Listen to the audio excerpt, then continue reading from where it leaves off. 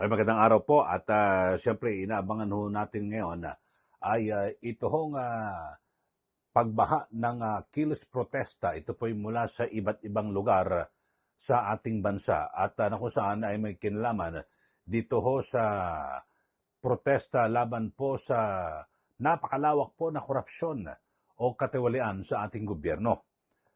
At iba't ibang grupo ho ito kahit na anong kulay, pulahan, dilawan, asul, puti, itim, lahat po ay iisa po ang hangarin ay para ito po ay matigil yung korupsyon dito po sa ating bansa. At kasama ho rin dyan, ito hong mga tinatawag na, ano ba to, militante, progresibo o komunista. Ano ba ang dapat tawagin mo yan sa tatlo? Pero may binabagit ho itong akbayan at ang bayan na kung saan ay siyempre, yan po ay itinuturing na makakaliwa o progresibong grupo, lalo na yung bayan at ang akbayan. Sila raw po ay nanawagan at na baka raw gamitin ito hong mga kilos protesta para may mailuklok na bagong presidente. At ito po ay sa katauhan ni Vice President Sara Duterte. Yan po ang sinasabi, no? Ni sino ba taga-bayan? Si Teddy Casino. Pero nagtataka ho ako, sinong gusto nila maupo?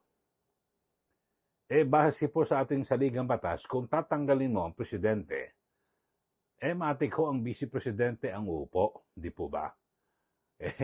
Hindi naman pwede yung sino bang sa akbayan na si Senator Risa Ontiveros. Layo naman. Di ba? Nasa ating saligang batas, pag ang presidente ay nawala, vice-presidente ang papalit. Kung nawala ang vice-presidente, ay Senate President ang papalit. Kapag nawala yung Senate President, House Speaker. Pag nawala ang House Speaker, yung Chief Justice. Ganun po yun. Ang gusto ho ata siguro ng bagamat sabi, welcome daw ho sa lahat. Pero parang ang gusto ho nila di kayo na lang magprotesta. Kukunti na lang naman itong mga komunista. Mga makakaliwa na ito, kakaunti lang, hindi ho nila kaya na magpataob ng gobyerno.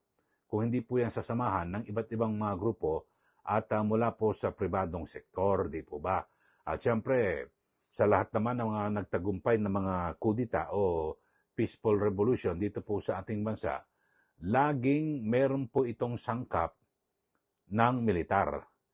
Pero kung ang mga makakaliwa ang mag-a-class, yung militar ho malabo yan, lalong malabo. So hindi magtatagumpay. Ito, pakinggan ho natin itong report na kung saan ay meron daw pong babala. Ito mga makakaliwang grupo na baka gamitin daw at na mga Duterte supporters, ito hong okasyong ito para panawagan na bumaba ito pong si Pangulong Marcos Jr. at maluklok si Vice Presidente Sara Duterte. Normal lang naman ho yan. Diba? Ginoong Casino. Siyempre, sila po yung taga-suporta ng mga Duterte. Natural, yan ay kanilang ipapanawagan. Di po ba? Alam nga naman na si Senator Ontiveros ang kanilang ipanawagan ng akbayan. Di po ba? Ito, panoorin nyo muna itong report na ito. At bilang paghahanda sa gagawing malawakang kilos protesta laban po sa korupsyon sa ating bansa at ganyan din ay maring dumating humantong sa issue po ng pagpapabitiw kay Pangulong Marcos Jr. sa pwesto. Ito, panoorin nyo ho itong report na ito. Mga panawagang may ibang agenda, yan ang pangamba ng mga grupong akbayan at bayan sa gaganaping Chilean Peso March bukas na layong kondenahin ang maugong na usapin sa korupsyon sa bansa. Anila, bukas naman sa lahat ang protesta, ngunit maging mapagmatsyag sa mga Duterte supporters na may layuning ipanawagan ang pagbitiw ng Pangulo sa pwesto para makaupo ang bise. Pag dumating na tayo sa point na mananawagan tayo ng resignation ni President Marcos, ang mamamayan hindi papayag na iluluklok mo kapalit ay si Vice President Duterte. Paliwanag niya, parehas may pananagutan ang dalawa.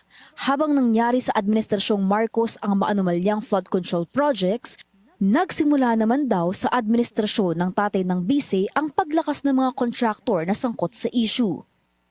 Yan po mga kaumayan ang report at sabi po, baka mag-ingat, bagamat welcome daw ho, ito hong lahat. Kung gusto ho nila ng bayan at akbayan, sila na lang. Sila na lang ho ang parang pati diyan ho, pati ba naman sa kilis protesta parang gusto ho nila sila rin ho ang magkukumpas. Aba hindi po. Siyempre lahat po ng tao ay galit po sa nangyayari dito po sa korupsyon sa Pilipinas. Kung kaya't dapat lang ho na lahat po ng mga mamayan ay magpahayag po na kanilang damdamin.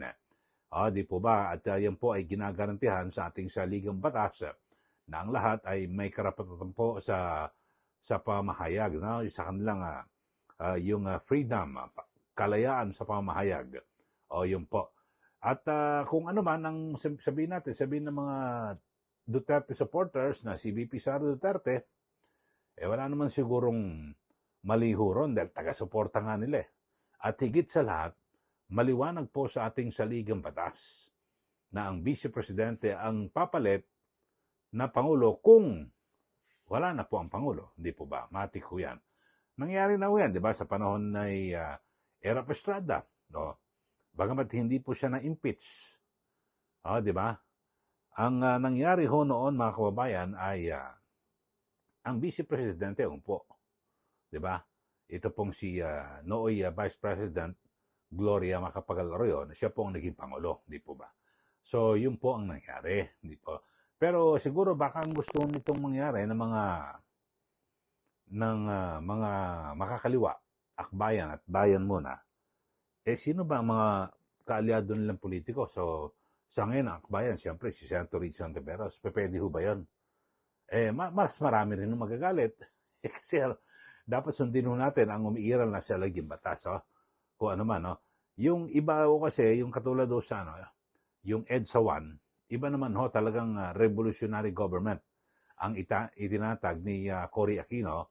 So, lahat inabolish po yung, yung Kongreso at, di ba, inappoint lang ho muna, nag-appoint lang ng mga bawat local chief executive, tapos indahan ng ating saligang batas, anong gusto yung ganun gagawin?